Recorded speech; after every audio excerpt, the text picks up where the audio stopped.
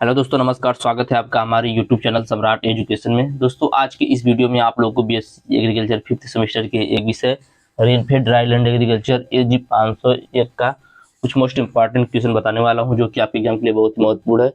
तो कल आप लोगों का मैराथन क्लास चल रहा था, बीच में फोन हैंग हो गया था, तो वहीं से क्लास मैंने बंद कर दिया था। तो उसके बाद से देखेंगे, आज मैराथन क्लास का दूसरा पार्ट है। ठीक है, पहला क्वेश्चन इसमें है, परिशुद्ध कृषि किसे कहते हैं, इसका लाभ और स्कोप बताइए। ठीक है, परिशुद्ध कृषि किसे कहते हैं, इसका लाभ बताना है और इसका स्कोप बताना है।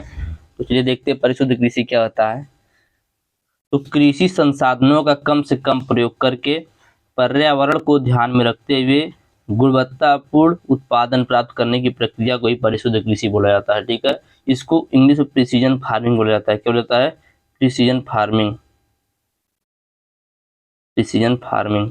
तो परिशुद्ध कृषि क्या होता है? तो कृषि संसाधन जो भी है, जैसे कृषि संसाधन में क्या होगा, बीज हो गया, उर्वरक हो गया, जुताई हो गई, पानी हो गया, ऐसे और भी कृषि संसाधन है। इन संसाधनों का कम से कम प्रयोग करके और ऐसी इस प्रकार से खेती करेंगे कि पर्यावरण को भी कोई नुकसान ना हो, इससे अच्छा से अच्छा उत्पादन प्राप्त करने की प्रक्रिया को ही परिशुद्ध कृषि कहा जाता है। परिशुद्ध कृषि में उपज को अधिकतम बनाने हेतु या उपज को बढ़ाने हेतु उचित समय पर सटीक और उपयुक्त मात्रा में जल, उर्वरक, कीटनाशक आदि का प्रयोग किया जाता है। परिशुद्ध कृषि होता है, इसमें उपज को अधिकतम बढ़ाने के लिए उचित समय पर सटीक और उपयुक्त मात्रा में जल और उर्वरक, कीटनाशक आदि का प्रयोग किया जाता है। अर्थात बोल सकते हैं कि सही समय में, सही स्थान पर, सही मात्रा में कृषि संसाधनों का इस्तेमाल करना एक प्रिसीजन फार्मिंग कहलाता है या परिशुद्ध कृषि कहलाता है। सही समय में, सही स्थान पर, सही मात्रा में कृषि संसाधनों का इस्तेमाल करना ही परिशुद्ध कृषि कहलाता है। यहाँ तक समझ में आ गया? चलिए इसका लाभ देखते हैं। तो इससे बहुत सारे लाभ हैं। तो कुल उपज में वृद्धि होती है, जितनी आपकी कुल उपज है उसमें वृद्धि होती है। मृदा क्षरण से रोकथाम मिलता है। उत्पादन लागत में कमी आती है। पर्यावरण पर कम प्रभाव पड़ता है। जल संसाधनों का कुशल उपयोग हो जाता है। कृषि प्रबंधन में इससे बेहतर निर्णय लेने में मदद मिलता है। किसानों को इसमें शिक्षित होना थोड़ा आवश्यक होता है। इसका स्कोप है छोटे खेतों का आकार, फसल प्रणाली की विविधता, नए कौशल की आवश्यकता वाले उपकरणों व तकनीकों की जटिलता। अगला इसका स्कोप है नई तकनीक के बारे में किसानों को बताने की आवश्यकता, स्थानीय तकनीक विशेषज्ञता का अभाव और उच्च प्रारंभिक निवेश। तो यह थे इसके स्कोप। तो ये आप लोगों का पहला क्वेश्चन जो था, प्रिसीजन फार्मिंग क्या होता है, इसका लाभ और इसको बताइए, पूरा कंप्लीट हो चुका है। प्रिसीजन फार्मिंग क्या होता है फिर समझिएगा, बहुत इंपॉर्टेंट है, 1 नंबर में भी आ सकता है। प्रिसीजन फार्मिंग कृषि संसाधनों का कम से कम प्रयोग करके पर्यावरण को ध्यान में रखते हुए गुणवत्तापूर्ण उत्पादन प्राप्त करने की प्रक्रिया को ही प्रिसीजन फार्मिंग कहा जाता है। या बोल सकते हैं कि सही समय पर, सही स्थान पर, सही मात्रा में कृषि संसाधनों को इस्तेमाल करना ही प्रिसीजन फार्मिंग कहलाता है। इसका लाभ होता है कुल उपज में वृद्धि, मृदा क्षरण में रोकथाम, उत्पादन लागत में कमी, पर्यावरण पर कम प्रभाव, जल संसाधनों का कुशल उपयोग, कृषि प्रबंधन में बेहतर लेने में मदद, किसानों का शिक्षित होना। ठीक है, तो यह पहला क्वेश्चन कंप्लीट हुआ। चलिए चलते हैं अगले क्वेश्चन पे। यह भी बहुत ज्यादा इंपॉर्टेंट क्वेश्चन है। शुष्क भूमि कृषि किसे कहते हैं, वर्षा के आधार पर इनका वर्गीकरण कीजिए। ठीक है, शुष्क भूमि कृषि किसे कहते हैं, वर्षा के आधार पर इनका वर्गीकरण करना है। तो किसी क्षेत्र विशेष पर प्राप्त वर्षा, सिंचाई आदि के आधार पर पूर्ण रूप से वर्षा पर आधारित खेती को ही शुष्क भूमि कृषि अथवा सूखी भूमि कृषि या ड्राई लैंड एग्रीकल्चर कहते हैं। ठीक है, किसी क्षेत्र विशेष पर जितनी वर्षा प्राप्त हुई है और सिंचाई आदि के आधार पर जो पूर्ण रूप से वर्षा पर आधारित खेती की जाती है, उसी को शुष्क भूमि कृषि या ड्राई लैंड एग्रीकल्चर कहते हैं। इसको वर्षा के आधार पर 3 भागों में बांटा गया है, या इसको बोल सकते हैं कि ऐसा क्षेत्र जहां पर वार्षिक वर्षा लगभग 1150 mm से कम होती है, उसको बोलते हैं शुष्क भूमि कृषि। ठीक है, अभी नीचे आप लोग देखेंगे।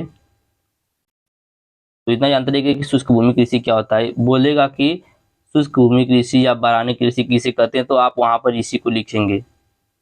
और शुष्क भूमि कृषि जब डायरेक्ट पूछेगा तब क्षेत्र विशेष पर प्राप्त वर्षा, सिंचाई आदि के आधार पर पूर्ण रूप से वर्षा पर आधारित खेती को शुष्क भूमि खेती या ड्राई लैंड एग्रीकल्चर कहते हैं। इसी को वर्षाधीन खेती भी कहते हैं। वर्षा के आधार पर इन 3 भागों में वर्गीकृत किया गया है। बहुत इंपॉर्टेंट है। पहला शुष्क खेती। शुष्क खेती क्या होता है, इसको इंग्लिश में बोलते हैं ड्राई लैंड फार्मिंग। तो वह खेती जो ऐसे स्थानों पर होती है जहाँ पर वार्षिक वर्षा 750 mm से कम होता है। यहाँ पर फसल जो होते हैं उसके असफल होने की जो संभावना होती है वह अधिक होती है। इन क्षेत्रों में नमी संरक्षण के तरीकों को अपनाकर खेती की जाती है। ठीक है, शुष्क खेती क्या होता है, शुष्क खेती वह क्षेत्र जहाँ पर या शुष्क खेती वह खेती है जो ऐसे स्थानों पर की जाती है जहाँ पर वार्षिक वर्षा 750 mm से कम होता है। यहाँ पर वर्षा इतना कम होने की वजह से फसल जो होती है उसके असफल होने की, फसल में उपज न आने की, फसल को सूख जाने की जो संभावना होती है वह अधिक होती है। इसलिए इन क्षेत्रों में संरक्षण के तरीकों को अपनाकर खेती की जाती है। दूसरा है शुष्क भूमि कृषि, ड्राई लैंड फार्मिंग।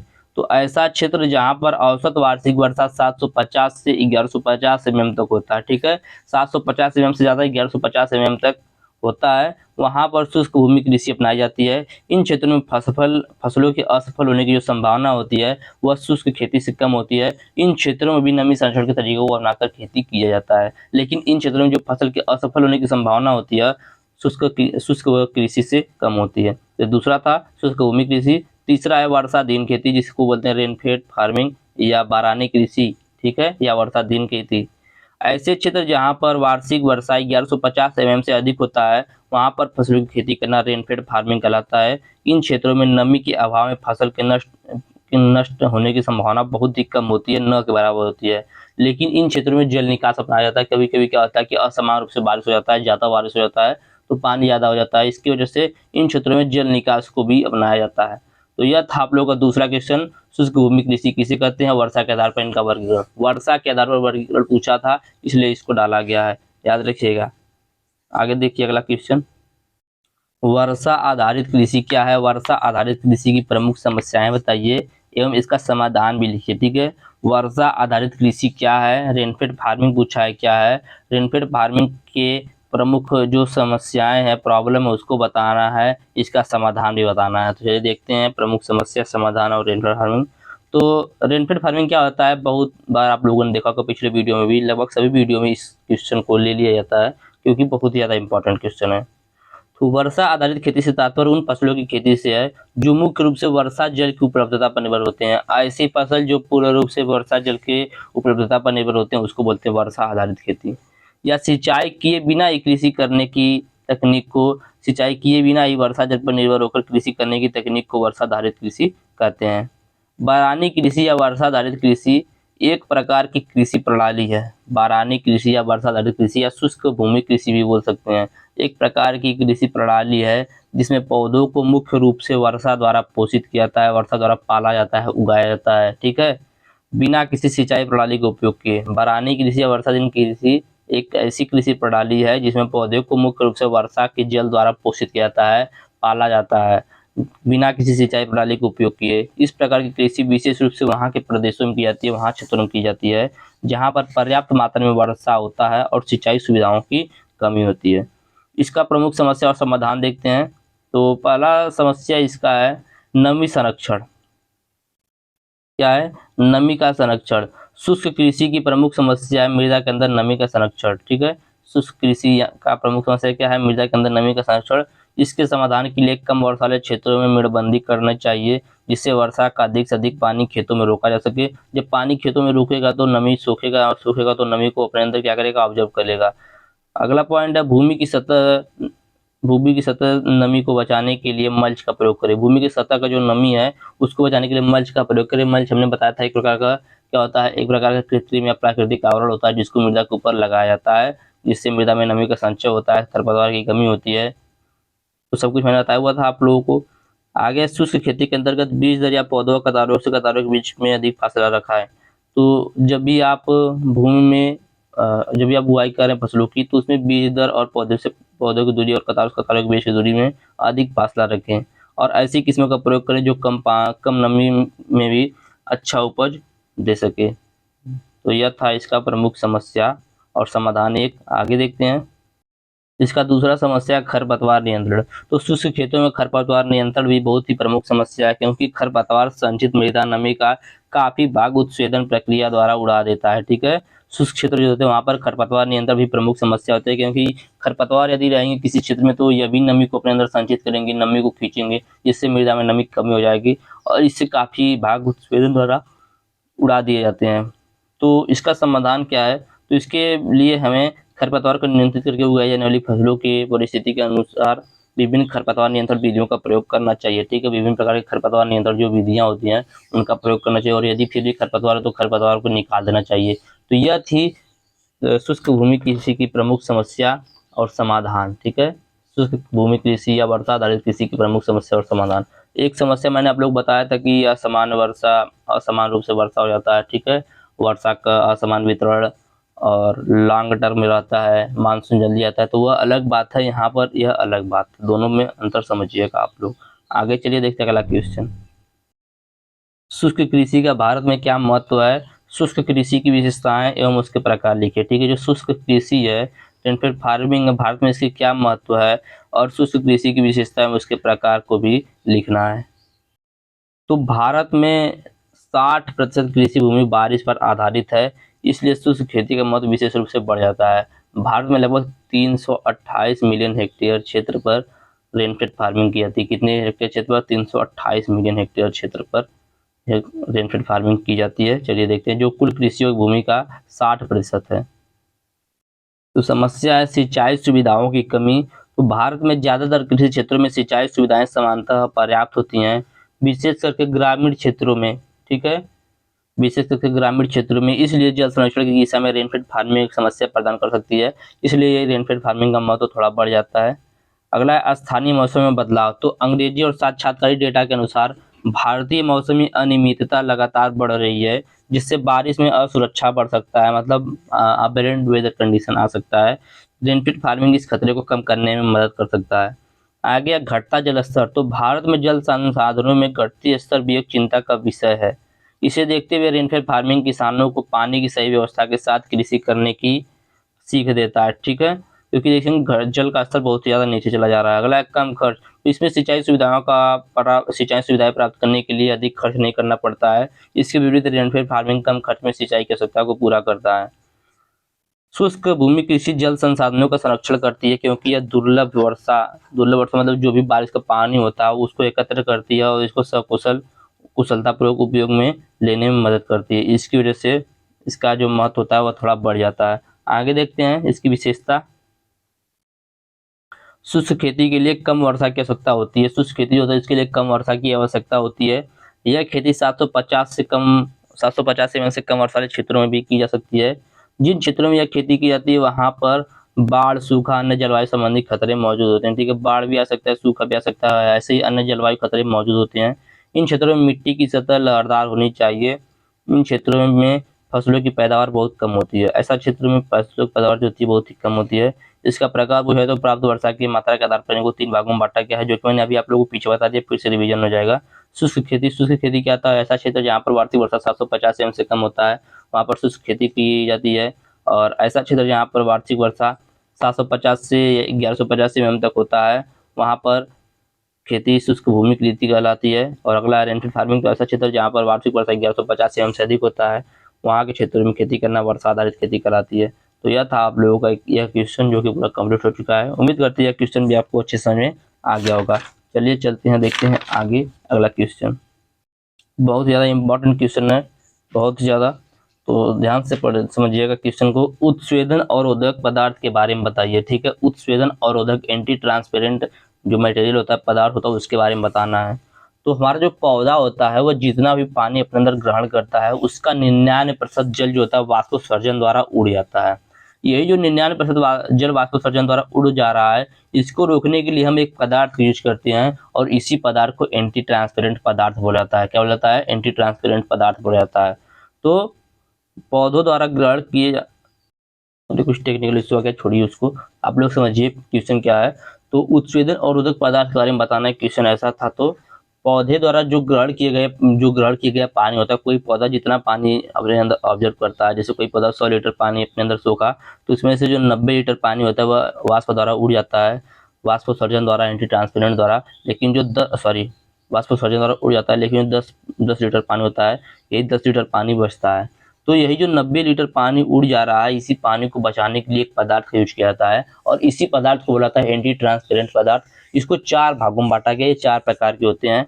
एक होता है, पहला होता है स्टोमेटा बंद करने वाले पदार्थ। तो ऐसे पदार्थ आते हैं जो स्टोमेटा को क्या करते हैं? बंद कर देते हैं। स्टोमेटा बंद करने वाले पदार्थ।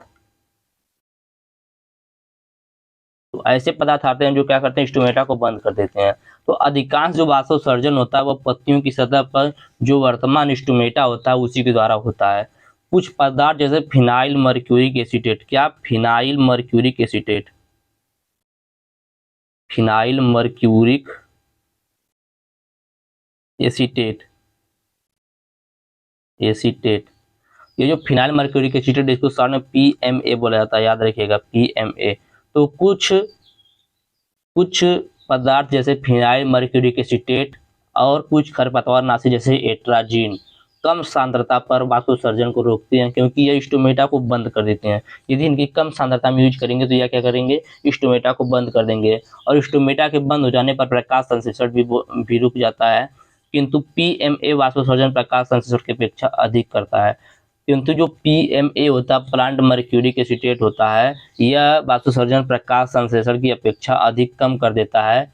तो इसलिए ग्लास हाउस दशा में इनसे सफलता प्राप्त हुई है, किंतु खेत में इनका प्रयोग बहुत सीमित मात्रा में होता है। मतलब कहने की है कि हम लोग स्टोमेटा को बंद करने के लिए फिनाइल मर्क्यूरिक एसीटेट या विभिन्न प्रकार खरपतवारनाशी जैसे एट्राजीन आदि रसायन का कम सांद्रता पर प्रयोग कर सकते हैं। इनका प्रयोग करने से जो उनका स्टोमेटा होता है पौधे का, वह बंद हो जाता है। स्टोमेटा बंद हो जाएगा तो प्रकाश संश्लेषण भी रुक जाएगा, थोड़ा कम हो जाएगा और वाष्पोत्सर्जन नहीं होगा।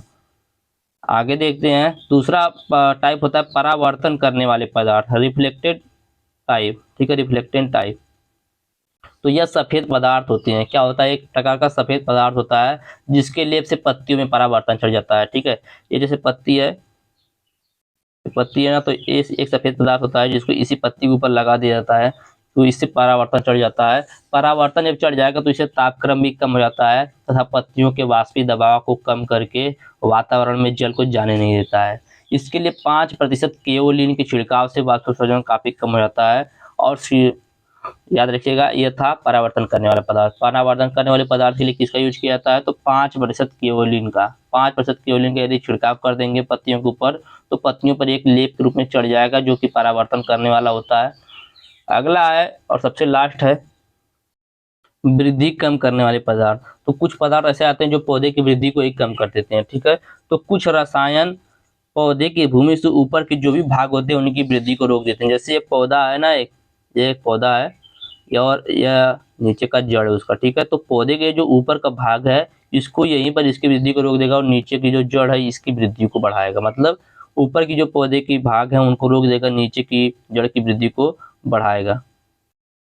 तो कुछ रसायन ऐसे होते हैं जो पौधे के भूमि से ऊपर के भाग की वृद्धि को रोकते हैं किंतु जड़ की वृद्धि को बढ़ावा देते हैं, जड़ की जो वृद्धि होती है उसको बढ़ा देते हैं। इससे पौधों में सूखा सहन करने की क्षमता बढ़ जाती है। साइकोसोल इसी प्रकार का एक रसायन है। साइकोसोल एक रसायन होता है जो क्या करता है, जो पौधे में पानी की मात्रा को बढ़ा देता है, ठीक है। समांतर जो एंटी ट्रांसपेरेंट होते हैं वह प्रकाश संश्लेषण को कम करते हैं और जहां अधिक वर्षा होती है इनके प्रयोग से पौधे मर जाते हैं। किंतु यदि फसल बच जाती है और बाद में वर्षा होती है तो इसका प्रयोग किया जा सकता है।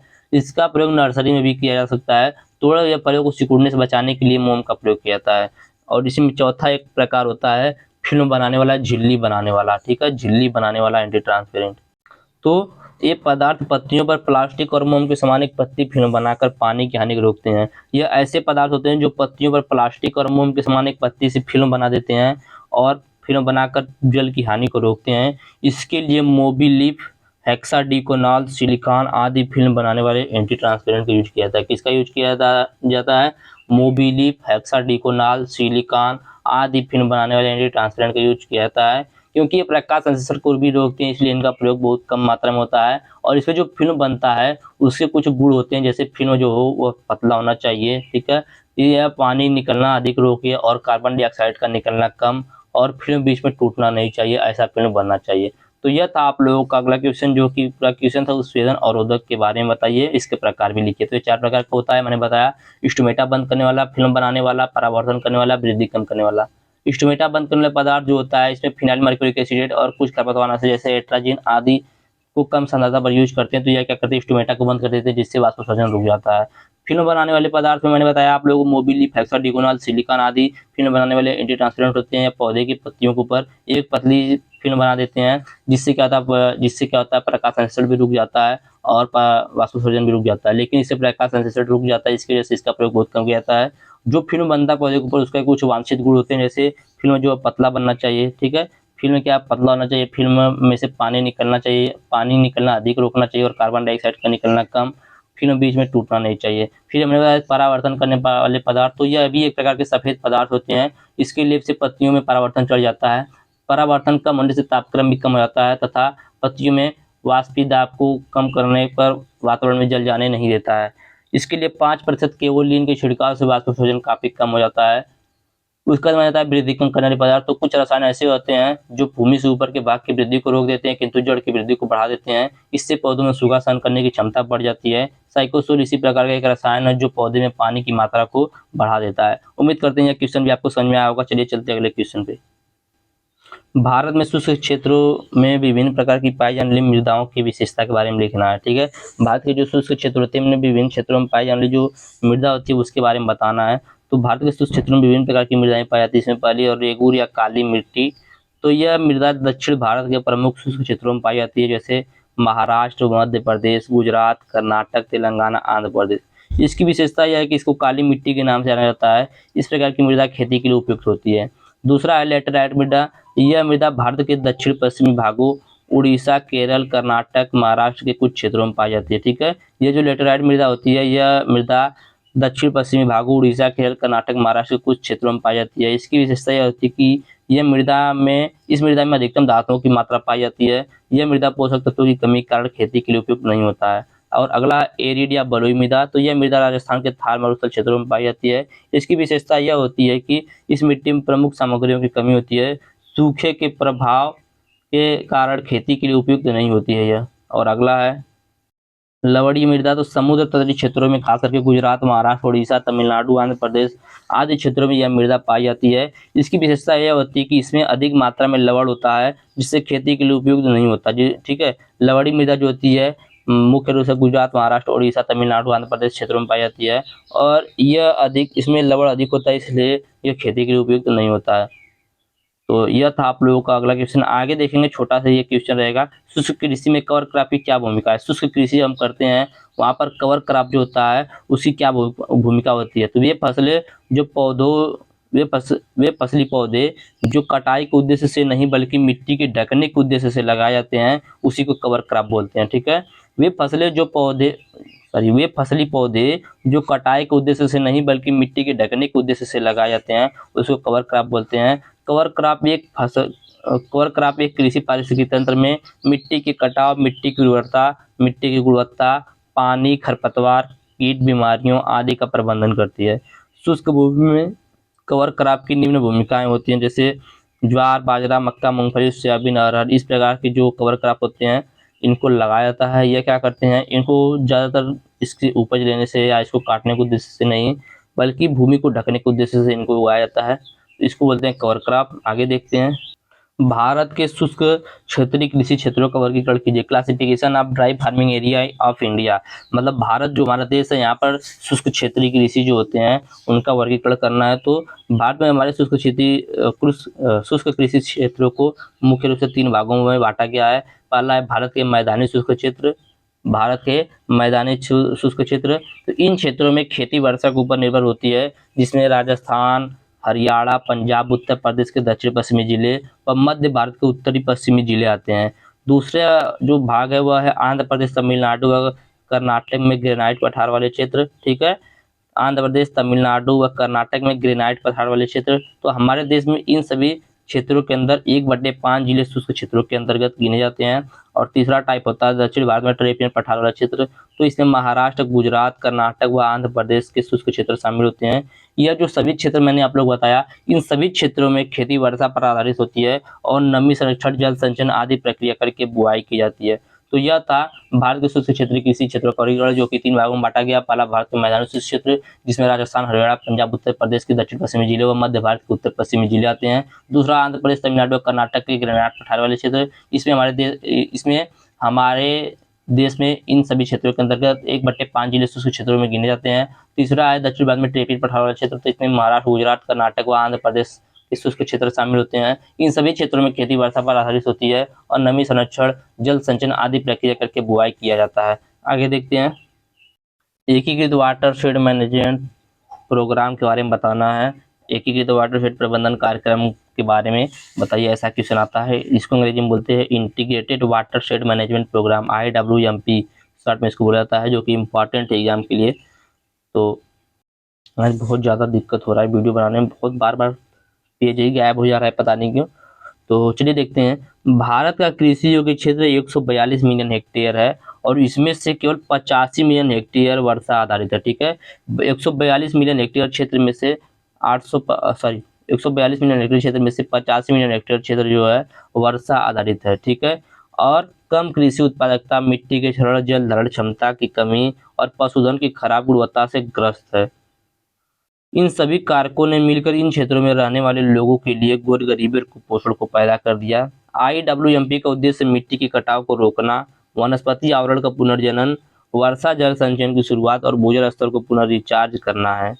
IWMP जो है इंटीग्रेटेड वाटरशेड मैनेजमेंट प्रोग्राम, इन सभी समस्याओं का समाधान करने, आजीविका के अवसरों में वृद्धि के माध्यम से इन लोगों के जीवन और स्वास्थ्य की गुणवत्ता में सुधार करने के लिए सभी सरकारी एजेंसियों को एक आम कार्यक्रम के तहत एक साथ लाने का प्रयास करता है। इसके लिए इंटीग्रेटेड वाटरशेड मैनेजमेंट को 2009-10 में एकीकृत बंजर भूमि विकास कार्यक्रम, इंटीग्रेटेड वेस्टलैंड डेवलपमेंट प्रोग्राम और रेगिस्तान विकास कार्यक्रम, डिजिटल डेवलपमेंट प्रोग्राम और सूखा प्रवण क्षेत्र कार्यक्रम जैसे विभिन्न कार्यक्रमों को एक समान एकीकृत कार्यक्रम के तहत लाने के उद्देश्य से लॉन्च किया गया था। ठीक है, तो इसको बोलते हैं वाटरशेड मैनेजमेंट प्रोग्राम। आगे देखिएगा इसी में, और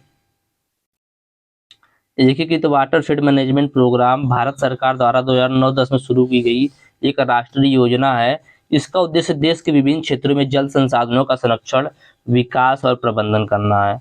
यह कार्यक्रम ग्रामीण विकास मंत्रालय के भूमि संसाधन विभाग द्वारा क्रियान्वित किया जाता है। ठीक है, यह संसाधन ग्रामीण विकास मंत्रालय के भूमि संसाधन विभाग जो होता है उसके द्वारा क्रियान्वित किया जाता है, मतलब उसके द्वारा चलाया जाता है।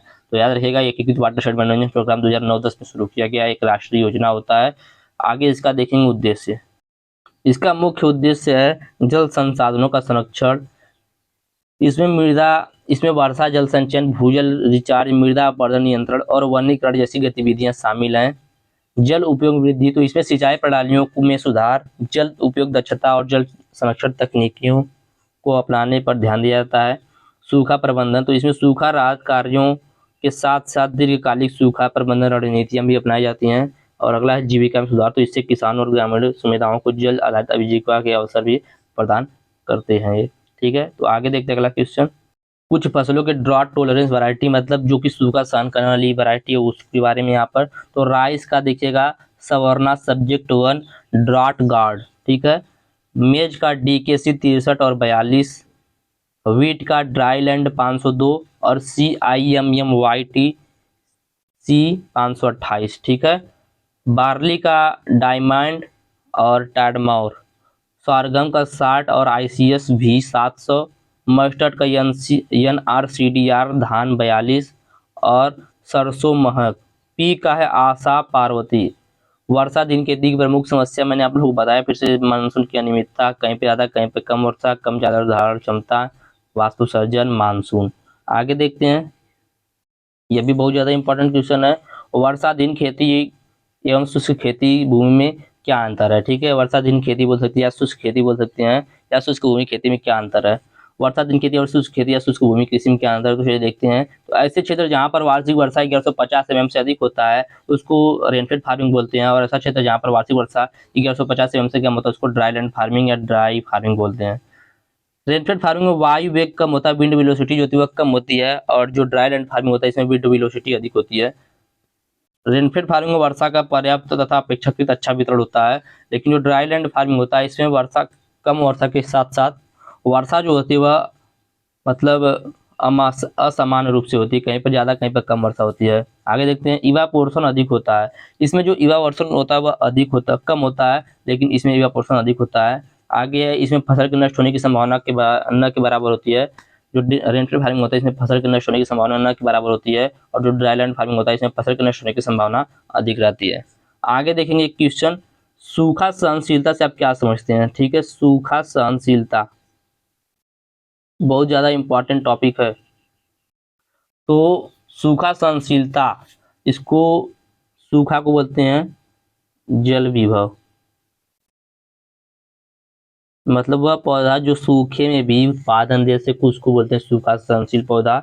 या बोल सकते हैं कि सूखा या जल विभव वह आघात है, वह स्ट्रेस है जिस पर 50% ऊतक मर जाते हैं, परंतु पौधे अभी भी जीवित रहने के लिए, जीवित बने रहने के लिए सक्षम होते हैं, उसी को बोलते हैं ड्रॉट टॉलरेंस। जैसे कोई पौधा है, ठीक है, यह एक पौधा है और यह जो एक पौधा है, इस पौधे के 50% ऊतक मर गए हैं, इसके बाद भी यह पौधा जीवित रहने के लिए सक्षम है और उपज देने के लिए सक्षम है, तो ऐसे पौधे को बोलते हैं ड्रॉट टॉलरेंस। ठीक है, सूखे के आघात से सहनशीलता को बनाए रखने के लिए पौधों में विभिन्न प्रकार की यांत्रिकी उपलब्ध होती है जिससे उसमें पानी का संतुलन बना रहता है। सूखा सहनशीलता वह क्षमता होती है जिसके द्वारा एक पौधा शुष्क या सूखे की स्थिति के दौरान भी अपने बायोमास उत्पादन को बनाए रखता है। या कुछ पौधे प्राकृतिक रूप से शुष्क परिस्थितियों के अनुकूल होते हैं और कुछ विशेष रूप से जैसे मक्का, गेहूं और चावल जैसी फसलें आनुवांशिक इंजीनियरिंग के माध्यम से बनाए गए किस्मों के साथ सूखे के प्रति सहनशील हो गई हैं। संचयन अपचयन की क्रिया पर अनेक चयापचय क्रियाएं जैसे कार्बन तथा नाइट्रोजन के संश्लेषण पर सूखे का अत्यधिक प्रभाव पड़ता है और अधिक पानी की कमी कारण स्टोमेटा अस्थायी रूप से बंद हो जाता है और प्रकाश संश्लेषण की प्रक्रिया होती है समाप्त हो जाती है और पौधे के पोषण में कमी आने लगती है। परंतु जिन पौधों में स्टोमेटा आंशिक रूप से खुलते हैं वहां पर प्रकाश संश्लेषण चलता रहता है और पौधे बच जाते हैं। सूखे की स्थिति में प्रोटीन का विघटन एमिनो अम्लों में होने लगता है। सूखा और रोधी फसलों में आरएनए संश्लेषण चालू हो जाता है। नई पुरानी पत्तियों के स्थान पर सूखा सहन करते हैं, ऐसा उन्हें प्रोटीन की अधिक मात्रा के कारण होता है। पौधों में वाष्पोत्सर्जन करने वाले अंग मर जाते हैं और प्रजनन सामग्री जो होती है वह सुरक्षित हो जाती है, तो इसी को बोलते हैं सूखा सहनशील। सूखा सहनशीलता की बात करें तो पूछेगा तो आप लिखिएगा कि सूखा सहनशीलता वह अवस्था होती है जिसमें किसी पौधे के 50% ऊतक मर जाने पर भी वह पौधा जीवित रहने के लिए सक्षम होता है, या ऐसा पौधा जो सूखे में भी जो सूखे में भी न सूखे और उत्पादन दे उसको बोलते हैं सूखा सहनशील पौधा। ठीक है, पूछा है वाष्पीकरण एवं वाष्पोत्सर्जन में अंतर। तो वाष्पीकरण और वाष्पोत्सर्जन क्या होता है देखते हैं। तो वाष्पीकरण देखेंगे सबसे पहले। वाष्पीकरण वह प्रक्रिया होती है जिसमें कोई तत्व है यौगिक गैस अवस्था में परिवर्तित होता है। ठीक है, वाष्पीकरण वह प्रक्रिया होती है जिसमें कोई भी तत्व या यौगिक जो अथवा गैस की अवस्था में परिवर्तित होता है। रसायन विज्ञान में द्रव से वाष्प में परिवर्तित होने की क्रिया को वाष्पीकरण कहा गया है। और वाष्पोत्सर्जन क्या होता है, तो इसमें जल के पौधे से होकर वायुमंडल को निष्कासन की वाष्पन उत्सर्जन प्रक्रिया तथा मृदा एवं वनस्पति सतह से जल के वाष्पन की प्रक्रिया शामिल होती है। तो यह था दोनों में थोड़ा सा अंतर। अब बहुत ही इम्पॉर्टेंट जो क्वेश्चन था हम लोगों ने लगभग सब कुछ देख लिया है, और आप लोग यदि जितना मैंने बताया उतना आप लोग पढ़ लेंगे तो बहुत ही अच्छे तरीके से आप लोग का एग्जाम जो है वह जाएगा। ठीक है, तो उम्मीद करते हैं यह क्वेश्चन आप लोग को जो भी मैं बताया समझ में आया होगा। वीडियो भी अच्छा लगा, वीडियो अच्छा लगा तो वीडियो को लाइक कीजिएगा, चैनल को सब्सक्राइब कीजिएगा, अपने दोस्तों के पास शेयर जरूर कीजिएगा। धन्यवाद, जय हिंद।